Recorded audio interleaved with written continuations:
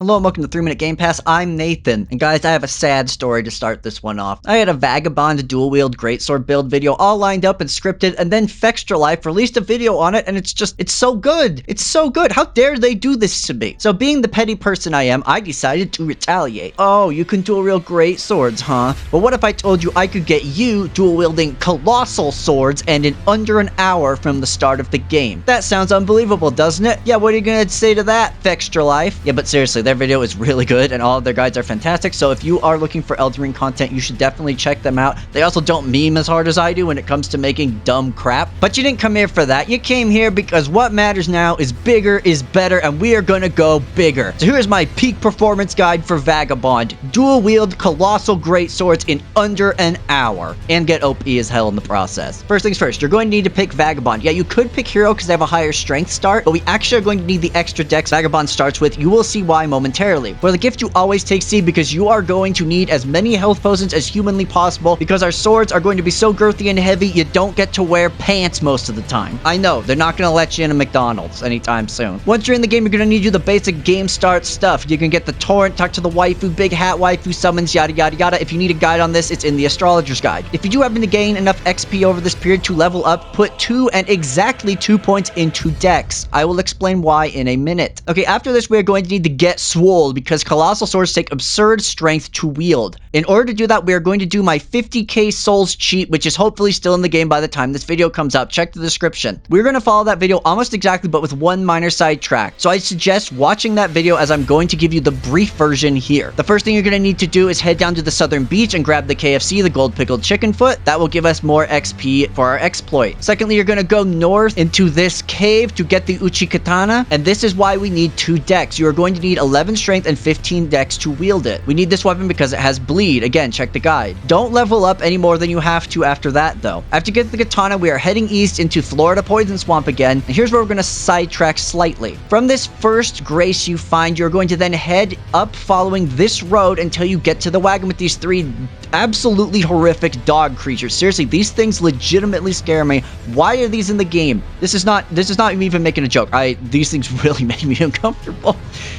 Anyway, you can see they're guarding this truck, so you run past them as best you can, open the chest in the back, and grab the item. Now, you may die here, which is fine. The grace is close. Just keep trying until you get it. And your prize is the Great Sword, which is actually a Colossal Sword and clearly a Berserk reference to Guts. This is going to be sword numero uno. Do not equip it yet. Just lovingly embrace it for the time being and carry on. Okay, so now we're going to do the rest of the 50k souls tutorial. You just keep heading east until you hit that sleeping smog, then beat the crap out of it with the katana until the bleed kills it. Make sure you eat your golden chicken right before it dies to increase the XP. Now, I'm not going to go over this in extreme detail, so again, check the other video, but something I learned after making that video is that this actually kills the other baby dragons around it, and Elden Ring has a range where if enemies die and you're not close enough, you don't get their runes. So after killing the dragon, during its death animation, I suggest running a bit down the hill towards it, and you might actually absorb some of the runes that come from those dragons dying as well. When I did this, I managed to get almost 100,000 runes from killing it, so give that a shot. Okay, now that we have XP coming out of wazoo, what do we spend it on? Well, we are going to need at least a whopping 31 strength in order to hold the Gut Sword. So our first priority is getting strength to 31. After that, dump as much as you can into endurance because this is super duper heavy, and the more endurance you have, the more clothes you can wear. I actually put more points into Vite for some reason, which I would also suggest getting Vite to 20 at some point if possible, but believe me, the more endurance you have, the less naked you'll be later. However, you're going to need to keep at least 5,500 runes in reserve because we are going to need them to buy our second sword, the Zweihander, and another sword key. If you end up not having that many left, you will need to farm it up, which isn't that terrible. You've probably been finding those rune stones along the way that you can pop, but it will take longer than an hour. Okay, now we need our second sword so we can dual wield efficiently, the Zweihander. This is sold at a merchant in the far southwest of the southern island right here on the map. It's fairly easy to get here, and I suggest stopping at this church on the way to grab a tears to upgrade your flask and hit that point of grace. The merchant also has a grace outside, which is nice. Here, spend your 3,500 runes on the Zweihander and 2,000 on a sword token. We'll get to that in a minute. And congrats, you are now dual-wielding Colossal Swords in no time at all. Strip down to nothing but your socks so you're not overburdened. Put the Zweihander in your left hand, Gut Sword in the right, and prepare to crush. And remember to jump attack. It's a secret sauce. We'll get into that later. So I could just leave you here, but I have 2 more things I want to go over. There are 2 additional talismans which make this build much easier, and they require a total of 3 sword runes. However, one of them is our highest priority. It takes 2 sword runes. We'll get into that one first. So this is in the Fextralife video, and they mentioned getting this, and they were right on the money. This is a fantastic talisman you can get pretty early. They didn't walk you through how to get it, though, and it's actually kind of tricky. So I'm actually going to one-up them and walk you through it. So first, you're going to need 2 sword keys, one of which you bought. The other's easily found in the shack by the girl who gives you the jellyfish summon. Take these both back to the very first or second, if you did the tutorial, bonfire in the game, and open that fog door. And now prepare for a saw trap level of torture. A word of warning, do not go in here unless you are prepared to lose all of the runes you are currently holding. You will die, and that is fine. Just make sure you spend what you have before you go too deep.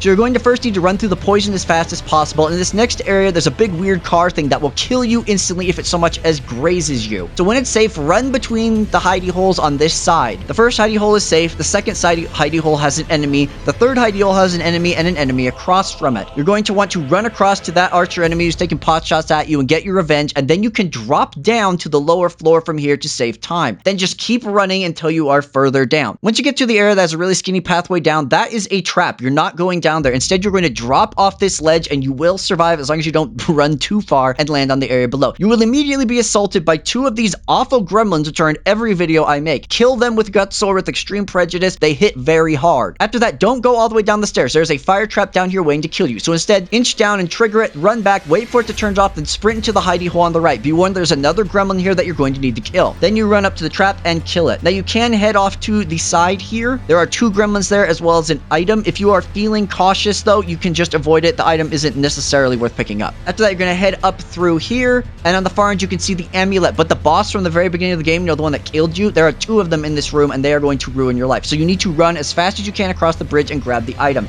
Now, if you want, you can try and run back and then drop down to the lower ledge below. As you can see, I did not do that. I was killed. But whatever, you got the item and that's what you need.